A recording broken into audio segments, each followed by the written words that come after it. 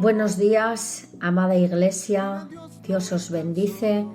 Quiero compartir una pequeña reflexión que el Señor me viene hablando sobre ello.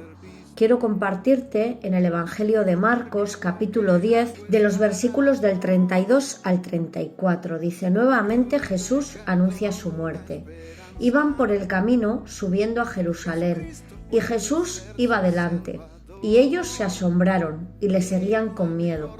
Entonces, volviendo a tomar a los 12 aparte, les comenzó a decir las cosas que le habían de acontecer.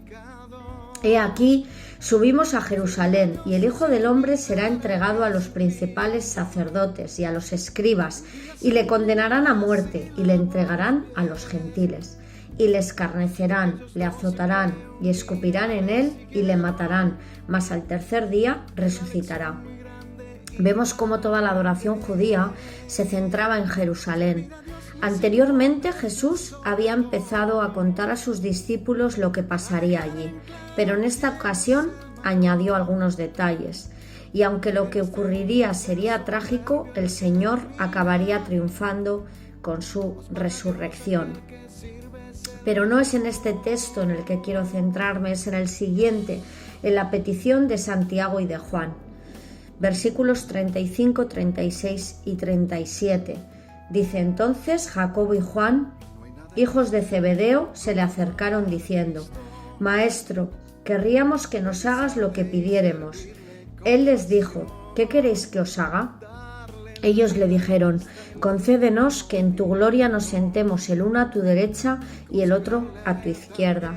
Me sorprende que después de que Jesús les anunciaría su muerte y su resurrección, que era la tercera vez que lo hacía, la primera pregunta que le hacían era esta: concédenos que en tu gloria nos sentemos el uno a tu derecha y el otro a tu izquierda.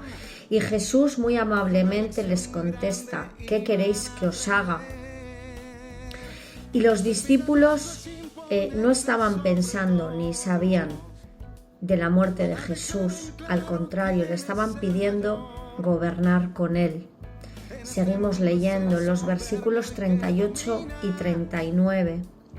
Dice: entonces Jesús les dijo: no sabéis lo que pedís. ¿Podéis beber del vaso que yo bebo o ser bautizados con el bautismo con que yo soy bautizado?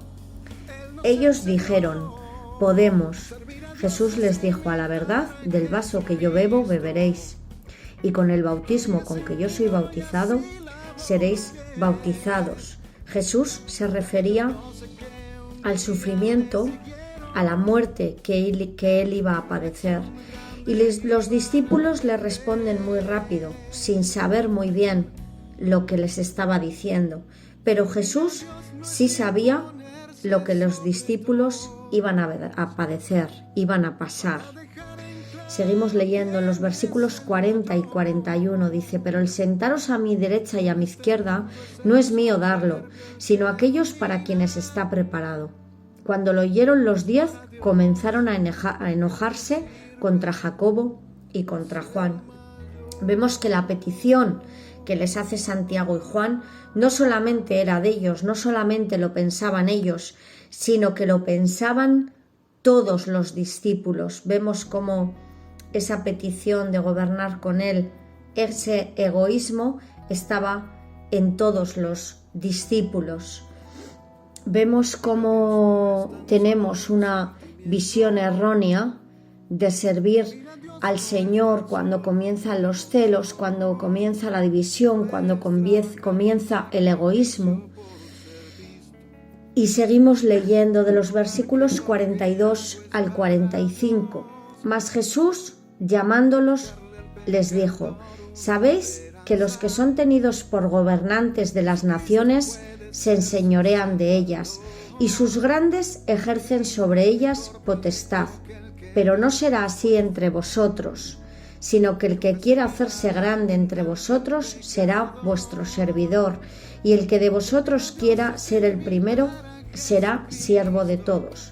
Porque el Hijo del Hombre no vino para ser servido, sino para servir, y para dar su vida en rescate por muchos. Vemos que el sistema de este mundo funciona de otra manera. El que tiene poder los políticos, los reyes, quieren someter al pueblo, quieren reinar en su propio interés, pero Jesús les está hablando del reino de Dios, que funciona de diferente manera, que si quieres ser grande te debes humillar, que nos debemos de inclinar ante los demás. Y Jesús no determina que su posición de gobierno viene por esa posición que tenemos, por ese poder, sino viene por la posición del corazón. La grandeza no es externa, es interna, no de un rango de autoridad, sino viene precedida por la humildad. Y vemos cómo la grandeza de Jesús y la humildad están conectadas. Yo te quiero leer en el libro de Pedro, porque Pedro se encontraba en este texto con Marcos, en esta petición se encontraba Pedro, y en el libro de Pedro, en el capítulo 5, versículo 5, dice: igualmente, jóvenes, estad sujetos a los ancianos y todos sumisos unos a otros, revestidos de humildad, porque Dios resiste a los soberbios y da gracia a los humildes.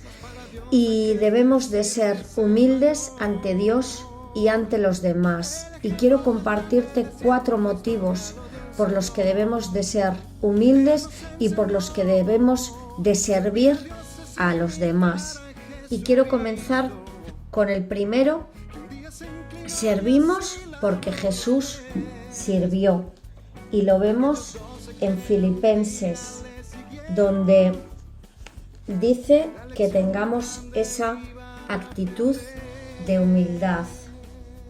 En Filipenses 2, del 5 al 8, que dice: haya pues en vosotros este sentir que hubo también en Cristo Jesús, el cual, siendo en forma de Dios, no estimó el ser igual a Dios como cosa a que aferrarse, sino que se despojó a sí mismo, tomando forma de siervo, hecho semejante a los hombres, y estando en la condición de hombre, se humilló a sí mismo, haciéndose obediente hasta la muerte y muerte de cruz. Por lo cual Dios también lo exaltó hasta lo sumo y le dio un nombre que es sobre todo nombre, para que en el nombre de Jesús se doble toda rodilla de los que están en los cielos y en la tierra y debajo de la tierra, y toda lengua confiese que Jesucristo es el Señor, para la gloria de Dios Padre. El primer motivo: servimos porque Jesús sirvió.